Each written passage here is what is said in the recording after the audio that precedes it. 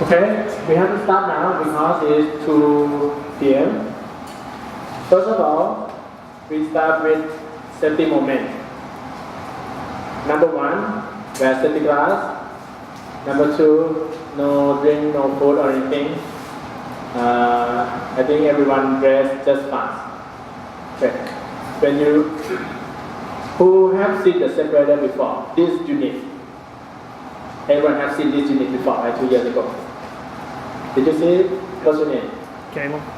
Who showed it to you? Caleb? It was in methods, so I don't know. It was You don't remember the instructor? I don't remember. Raymond. Watson. Raymond. Raymond. Yeah. Raymond. What did he talk about this? Just the components of it, how it works. Oh. What's your name? Caleb. Caleb, come here, come here. Can you teach me how it works? There's 2 separate leaders here. The water's on bottom of the center. As more fluid enters the system, the level raises. All the clean oil spills over the top here, and then the water will spill over the top here. And everyone take the same path, right? Okay. Let's do something different. What's your name? Basman? Which one is water bucket? Based on this info sheet, water bucket. You see this page? Can you locate the water bucket in the paper? This one. Water bucket. There's an oil bucket and water bucket. Yes. The water bucket is a place where we collect pure water.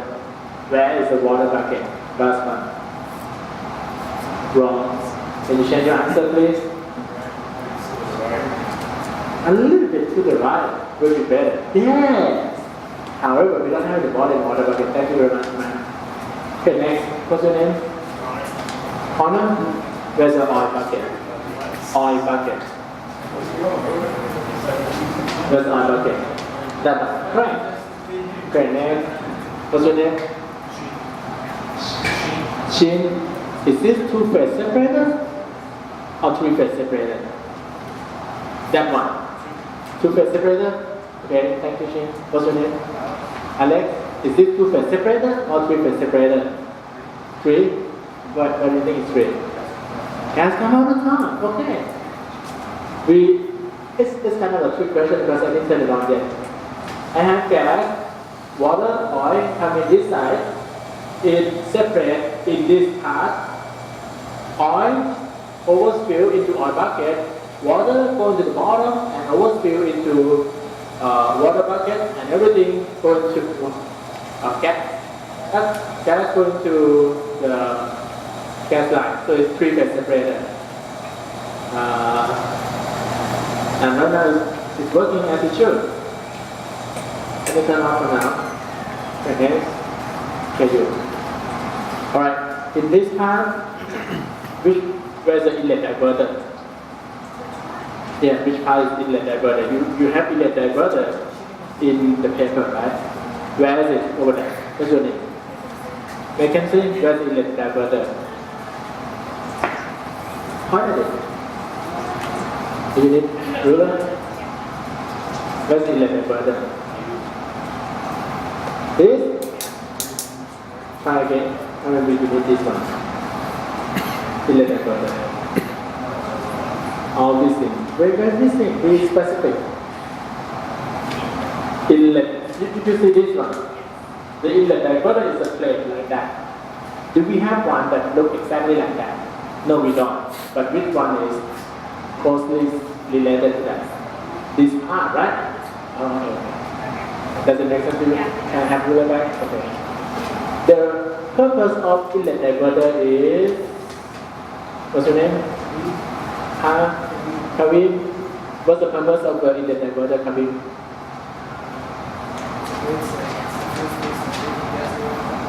Yeah. You kind of separate it.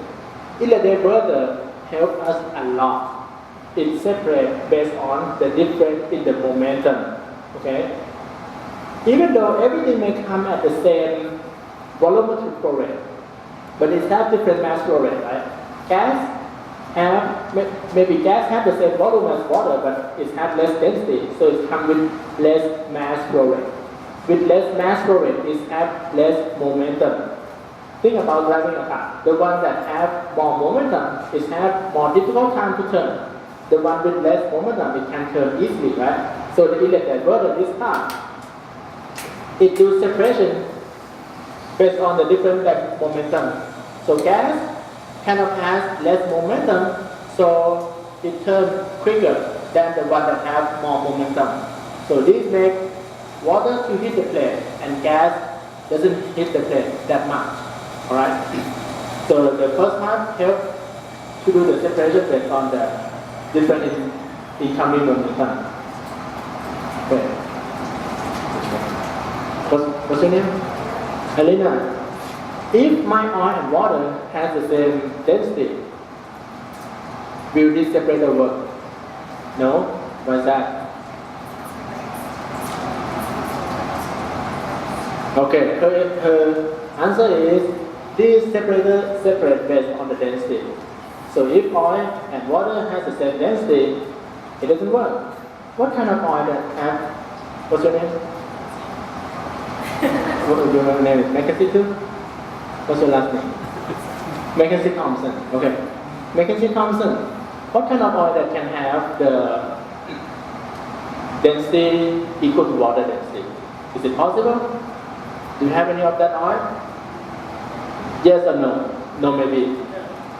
No? Okay, next. What's your name? Brandon? Do we have the case where oil density equal to water density? Yes. Did not believe her? So if you have heavy oil, right? Specific gravity of 10 degrees, it has the same density as water. We cannot separate it. Okay.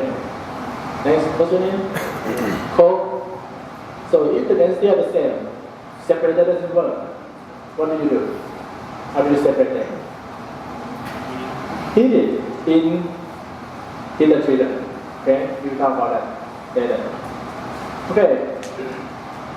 In the test, you should be able to locate inlet diverter, mist extractor, oil bucket, water bucket. So that's its four main components. And you should be able to tell if it is two-phase separator or three-phase separator. Okay? If you cannot, it's not good. Alright.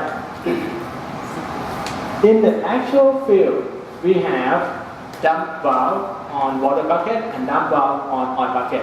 So that the way dump valve works is when the pressure is too much, when we have a lot of hydrostatic head, it sends a signal based on the hydrostatic head that it opens valve.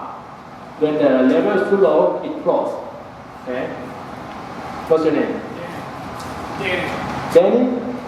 Why do you have to close when the level is low? If you have oil level is low, why do you have to close? Why the dump valve has to close? Let me turn it on. Everything just flow in. Okay, let's see now. Dump valve close. And oil layer, oil in the oil bucket keep going up, right? Water in water bucket keep going up. And okay, water may be too much. Then the dump valve operates. Dump valve open to let water go down. Right, now water going down. Then you see it? Yeah. Alright. And oil, maybe oil is a little too much. I open this one. Okay, then I want you to come inside and look at the pipe. Do we have air bubble in the pipe? What about now? Now we have, but previously we don't. Dump valve need to close so that there is no air bubble go inside. Make sense? If dump valve doesn't close, it just let oil go in and air also go in. We don't want air. Air should go from the top. Right? We should not have air go to the bottom. That's why dump valve has to close. Let's talk about pressure relief valve. Pressure relief valve is the device, a safety device, put on the separator so that if something gets plugged, the pressure that built up can escape from the separator, so the separator doesn't explode. Okay, that is safety relief valve or pressure relief valve. What's your name, sir? Jordan. John? Jordan, where do you want to put safety relief valve? Over here? Yes. Or over there? Right there? Where do you want to put mist extractor? If I have this thing, by the way, is like mist extractor, but when we put it over there, it's like a foam breaker. It's trying to separate the foam. If we have mist extractor, we should put it where? Right there, right? And you want to put the safety relief valve over there. Last group, put it over there too. And okay, what happened if Jordan, if mist extractor get plugged, what happened to the pressure inside this vessel? It will build up. Will it escape through the pressure relief valve? No. Would you like to change the location of your pressure relief valve? Change to where? Maybe over here is not a bad idea, right? Or somewhere such that it is before the mist extractor. Mist extractor has the tendency to plug. Mist extractor, we use it to separate a very, very small droplet.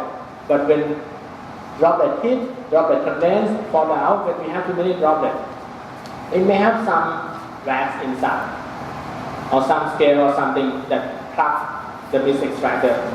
If mist extractor gets plugged, we don't want the vessel to explode. Okay? What's your name? Brian? Okay, come here. On the actual separator, we have the side glass to tell the oil level and water level on the actual separator. We can put the side glass over here and it will tell the interface between water and oil.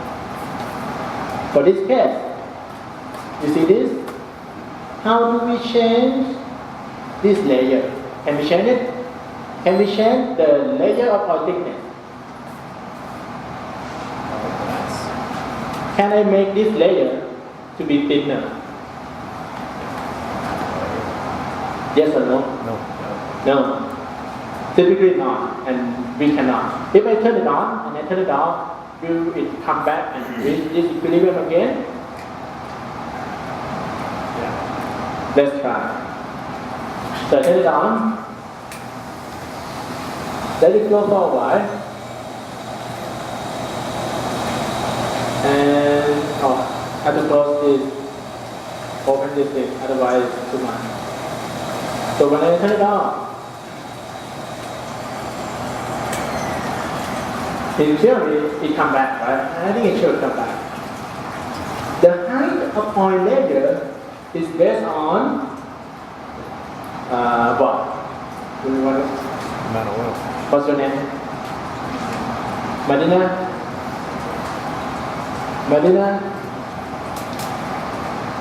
What control the oil layer height?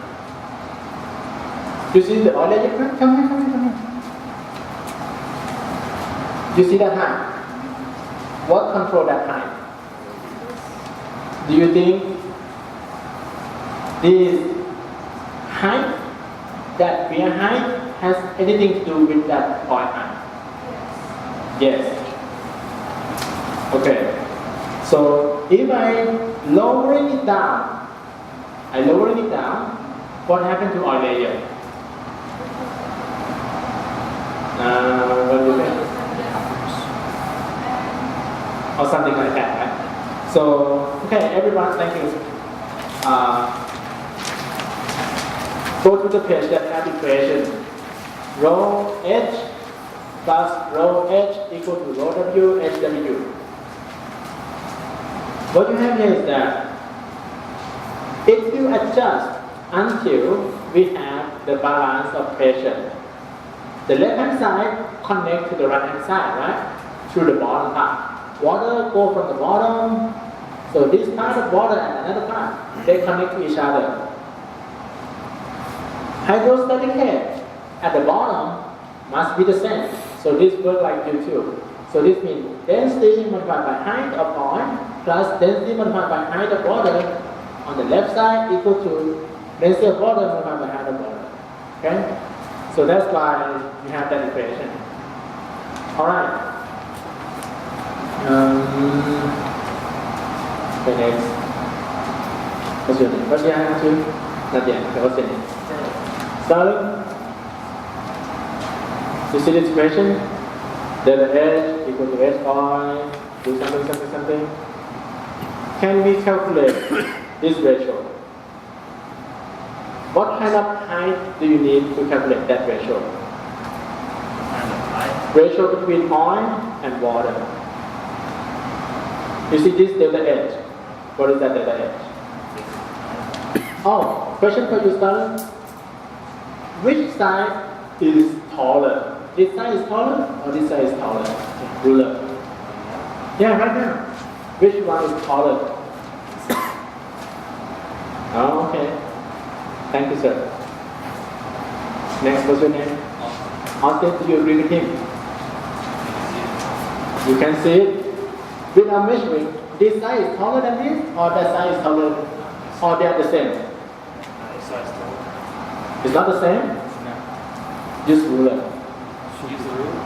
Just ruler. You say the same thing? It's the same. Yeah, this side is taller, right? Why? Correct. I have less density. So, because I have less density, then it adjusts itself until the hydrostatic head is the same. I think everyone can do that, right? Okay, we pass that. Next step is movement of the droplet. Let me turn it on one more time. I have it becoming hit with the electric diverter. If you look from the side, you can see some small oil droplets in water layer. And you may be able to see some small water droplets in oil layer. Okay? If you haven't seen it, let me sit down and you go take a look. Have you seen it? Go take a look. If you see on the side, you can actually see the droplet. It looks like a very beautiful spherical droplet. See it? It's not a droplet. If it flows fast, the droplet is small. If it flows slow, every time it flows slower, the droplet is bigger. Okay? So on the side, right on there's a droplet accumulating. You see, the droplet of water falling through the oil layer. The droplet of water falling through the oil layer, you see it? And droplet oil, water droplet moving out. Okay. Next, you can write what's the name, sir? Chen. Between big droplet and small droplet, which one is separate faster? If I have big droplet of water in oil layer and small droplet of water in oil layer, which one sink faster or separate faster? Big one or small one? Did you see that? Oh, come take a look, Let me turn it on. You didn't see it, right?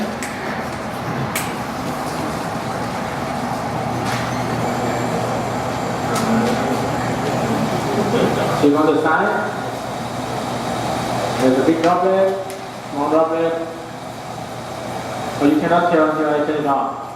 When I turn it off, there's still some small water droplet moving down small. So which one moves faster? Big droplet or small droplet? Big droplet moves faster. Thank you, sir. So from visual observation, we see that big droplet separate faster. It takes some time to do the separation, and the separation is dependent upon terminal velocity. One of the ways to do this calculation is to use terminal velocity. The formula of terminal velocity is Vt equal to 1.78 multiplied by 10 to the power minus 6 multiplied by delta St multiplied by dx squared divided by mu. So if I want to calculate terminal velocity of water droplet moving down through oil layer, viscosity value that I use over there will be viscosity of what? What's your name? How many? Okay. What does that mean? Of oil or of water? Oh, correct. So if we want to calculate the terminal velocity of water droplet go through oil layer, mu is the viscosity of the continuous phase or the medium that the droplet moving through. And that medium is oil, so we use oil viscosity. That gives us the terminal velocity in the vertical direction. And if you see dm square is the droplet size. So bigger droplet has a more terminal velocity, as we have seen, or one of you at least have seen that big droplet sink fast. How are you going to measure that in the separator? Ah, good question. How do we? Are you talking about the droplet size? Yeah. We cannot measure it in the separator. It's estimated? We can, if it is a closed vessel, we don't know how big it is. And droplet is just kind of go like, there's no way to measure it. However, let's say you have a closed separator, or you have just a vessel. You flow everything all at once, it mixes. When it comes out, you can take a look. What droplet is that? So, if I have some oil droplet in water, that will tell what kind of droplet that I cannot separate and what kind of droplet that I can separate. If the separator is too small, it cannot do the job, then you have to buy a bigger separator. So, next, what's your name? Emily? How many Emily do we have? This one. Okay, Emily, come here. Which part is the volume for oil-water separation? Is it the whole separator? So from here, is it the whole thing or just the top, just the bottom part? The whole thing is for oil and water.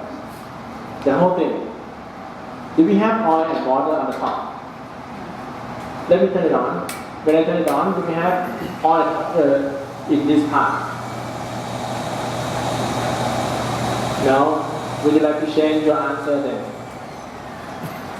Your answer is just the bottom part, right? Okay, thank you, Emily. The volume for the separation is just the volume that your fluid can go through. So just the bottom part is used for the separation between oil and water. The top part is to separate any fine water droplet from gas movement. We have a lot of gas go through. We can have the top part to separate small droplet of oil and water, right? Okay. How big should it be, this separator? What do you think? If it is, big one will cost more than the small. So if I have a big separator, it's better, right? Maybe big separator is more expensive. Who tell me the big separator is cheaper? I remember in the past, one of you say like big one is cheaper. That's a fact. So for separator, bigger one is more expensive. Okay, let's show you how to do calculation. Terminal velocity. That terminal velocity is the velocity in the vertical direction. Okay, is the velocity in the terminal direction. That is terminal velocity. So if we have a water droplet move through oil layer, how much time that it takes for water droplet to travel through oil layer? It will take some time. Is it 1 second, 2 seconds? Or how do we calculate it? Okay, next. What's your name? You have to Alina, right? Okay. What's your last name? D. Start with D. Alina D. Okay. How do you calculate the amount of time for the droplet to travel through oil layer based on the terminal velocity? I give you some options. Option 1, time equal to length over velocity. Option 2, time equal to velocity over length. Which one do you want to use? Velocity over length give us time. Right? Yes? Yes? Oh, you guess so, okay. Do you agree with her? Yes. Velocity over length give us time. Okay. What's your name? Ahmed. What about you? What's your name? What? Dami. Do you agree with two of them? I disagree. Do you agree with two of them? I disagree. Do you agree with two of them? No, you don't. Right? Think about it. Velocity has a dimension of length over time. Right? Velocity has a dimension of length over time. If you divide it by length, you get 1 over time. You don't get time. So it should be another way around. Make sense? So the amount of time that it takes for water droplet to sink down will be length over velocity. That length will be the layer thickness. Right? The layer thickness. And velocity will be terminal velocity. So if I know the terminal velocity based on this calculation, I can estimate the amount of time it takes for water droplet to sink down, which is length over velocity. Right? Okay. Length over velocity. That length I have about, at this time is about, it's still 6 centimeters. So it's 6 centimeters divided by terminal velocity, and you have to adjust the unit to make it consistent. Okay. Then we get amount of time that required for water droplet to go through oil layer. So what's your name? T-R-I-E-N-E. Train. How do you estimate the amount of time for water droplet, for oil droplet to go through water layer?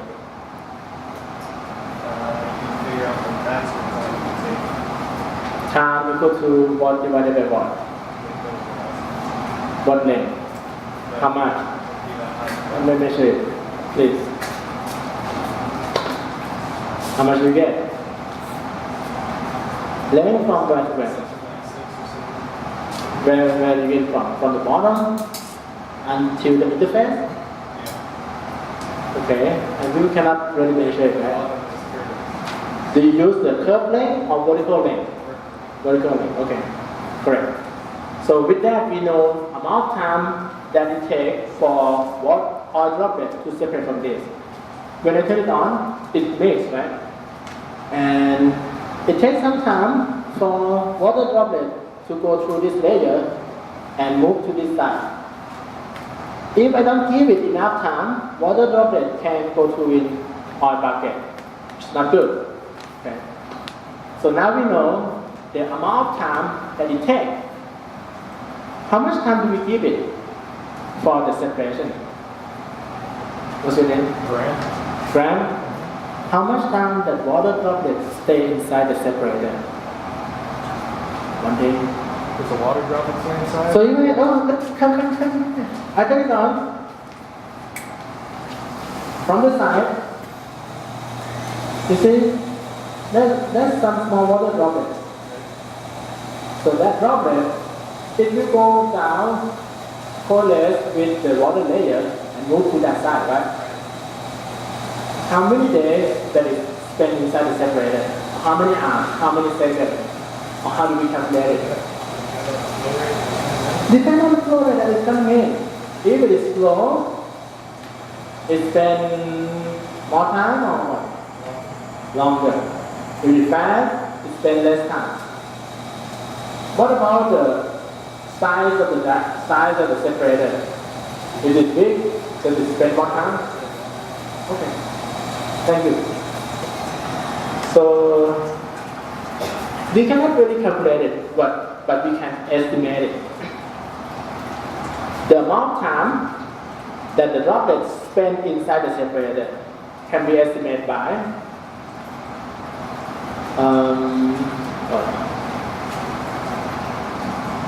the cross-section area, the flow rate, right? If it flows fast, then we have less time.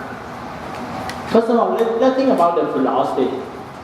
Let's assume that everything moves horizontally everywhere. So on the bottom part, we have like half circle, and this half circle moves at the same speed from this side to this side. Okay, what's your name? Void. Void. What is that speed? How much? How do we calculate it? Total volume of the water divided by the flow rate.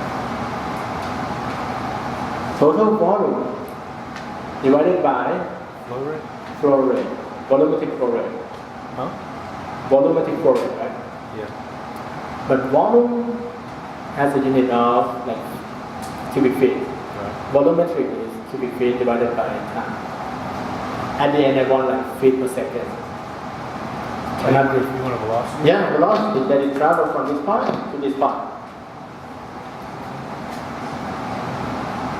You start with flow rate. It's good. Flow rate? How about cross-section area? So yeah, the flow rate. How about flow rate? Yeah. Change in the cross-sectional area. Flow rate divided by cross-section area. So if we assume that this part is well mixed, okay, and it travels to the right-hand side. So if we know the total volumetric flow rate of just the liquid part, because it's just liquid that moves to this side, right? So if we assume that everything mixed well and it moves to the right-hand side, there's the total volumetric flow rate of liquid part. We divide it by cross-section area. It should be cross-section area of the flow. How many students do we have in the room, Arya? Are you counting? 27. How many signatures do you have? That's what I was Go check it. So we have flow rate, volumetric flow rate divided by cross-section area. That will give me the horizontal velocity. Right? That will give me the, on average, that is the horizontal velocity. This is, I cannot ask anyone anymore. Everyone answer at least once already, right? So you're saying the cross-sectional velocity Cross-section area should be just the bottom the part water only? of both water and oil. This is based on the assumption that everything, include water and oil, they move at the same speed. Okay? So, It's also under the assumption that oil and water are at the very end when it's yeah, very mixed. starts. Very mixed, and then it's a lot of assumptions believe me. So we assume that it's well mixed and it moves to the right hand side, and we use total volumetric flow rate of liquid divided by cross-section area, then we get the horizontal speed. So that is speed, right? And if we use length divided by velocity, then we get amount of time. That will give us the approximation of the amount of time that it takes from that point to this point. So now we know how much time that it spent inside the separator based on the horizontal movement. Make sense? Correct? Can't you just find that through the volume, the total volume you have in the separator and pipe? We can. And then divide My point is we cannot use the total volume of the separator because it is not everywhere that separation happens. We should use just volume that separation happens. The top part is not the volume for oil and water to separate, right? It just separates some tiny droplet from gas stream. Okay. My point is we cannot use the whole volume. Right. unless the whole volume is full with liquid and we have separation. So That's what I meant. we know the time it takes to move horizontally, and we know the time it requires for the droplet to sink down. So if it requires 10 seconds, but our separator is not big enough, it spends just 5 seconds inside. We don't have a good separation. The solution for this is buy a bigger one, buy a bigger separator. Or if you have free water knockout, you may operate such that the liquid layer is higher. Okay? Let's talk about that in class. But if we have a bigger separator, what happens is the flow cross-section area will be larger, right? And then horizontal velocity will be lower. Then we have more time, more retention time for the droplet to stay inside, such that it is higher or more than the time that required for the vertical separation. Good? Okay. Next thing is, what is this one for? Okay, go back to your question then. Cable. Karen, what is this valve for? Should I open it? It's gonna drain your water out of there. Yes, that's not good, right? In the actual case, we may have something like this. What do you think that's for? Just a safety valve. Safety valve. What if we have solid? A little bit of sand coming in, a little bit. But over 2 years, where will it go?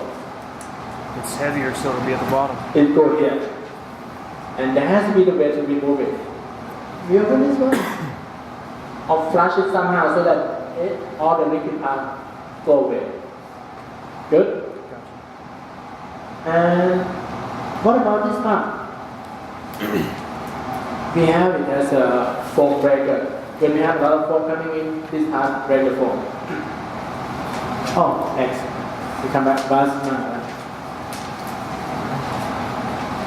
we talk about the calculation of the time required and the retention time. In the actual case, we read it from the chart. Okay? The textbook that has that chart is given. What is the name of the textbook?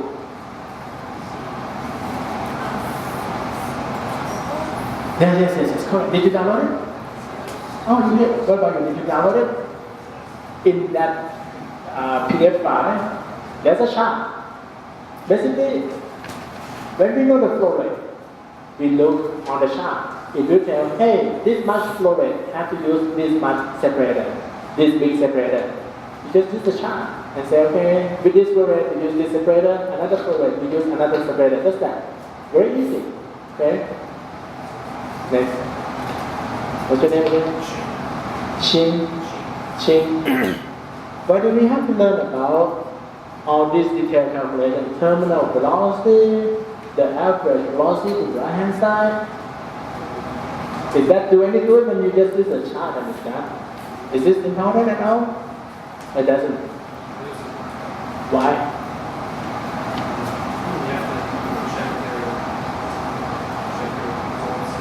Check your result. I like your answer, by the way. When you say it is important, that's great already. The rest I don't worry too much. It is important because of this. Let's say when you do the operation, you do the separation, and somehow you have a little bit of oil, a little bit of water in this bucket, and that a little bit is maybe 2-3% or something. You will know how. What do we do with this? Do we decrease this flow rate or what? But now you know, right, the flow rate related to the separation efficiency. So we may have to just reduce the flow rate or buy more separator. Okay. So what if we have the some air inside this part. What do we do? Which part fail? I turn it on. I have some air going in this bucket. Okay. This part closed. This part closed. And I open it. And we have some air inside here. See some air over there. So which part fail?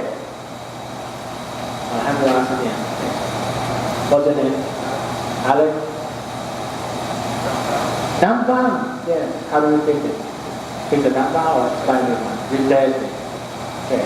So we don't have to replace the whole separator. What about this layer? If we don't do calculation, how do we estimate this? We cannot, right? Using the chart doesn't tell what is this layer thickness.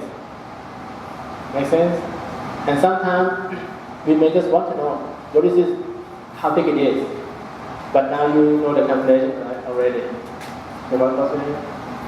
Mackenzie. I just know that it's the same name. So how do you calculate the oil layer thickness? Oil layer thickness. That thickness. How do you do that calculation?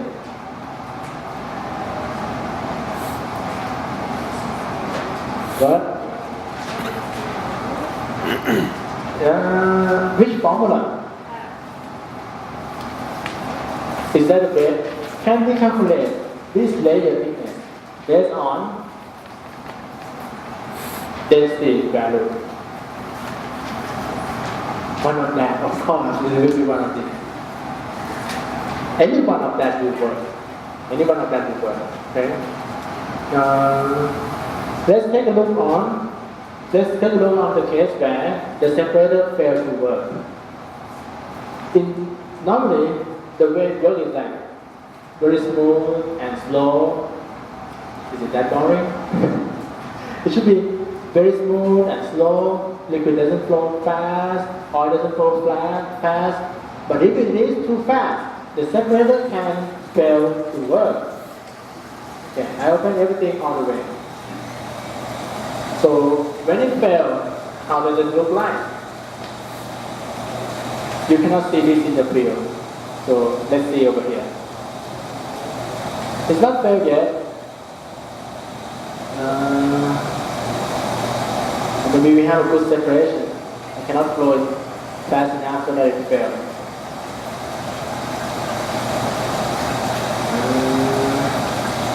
Okay, next I can say what's your name? Alina, come here. Do we have good separation in this part? Yes or no? Yes. What about now? Is it still good? Yes. Is it still good? Okay, let me check the question. When you look at that, do you see any gas? Should gas go down? No. So we don't have good separation, right? So this is when it doesn't work. Thank you. Yes. Who haven't signed the name? Everyone signed the name? He said we have 26 signatures, but 27 people here. One of you may not sign the name. Okay.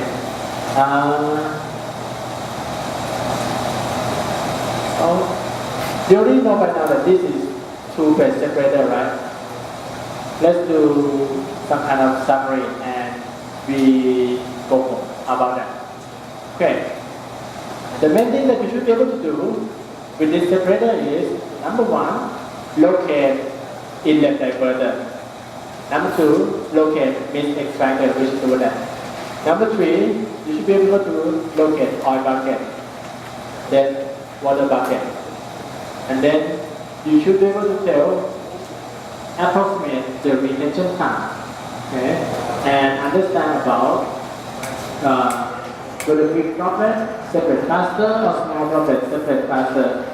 And I expect you to understand about the weir height. Different weir height change that level. And a little bit on the foam breaker. This is to remove the foam, put the foam in this part. And you may know the purpose of the inlet damper that help the separation due to the difference in the momentum. And very important, it is, I think it's 2 years ago, it was on the exam, the location of the pressure relief valve. If you put it after the mist expander, you get 0. It has to be over here, inside the separator, so the separator doesn't explode. Okay? And anything else to add on, Mr. Bulat? Go home. We're done. Unless you have a question. Bye-bye. Thank you very much for coming.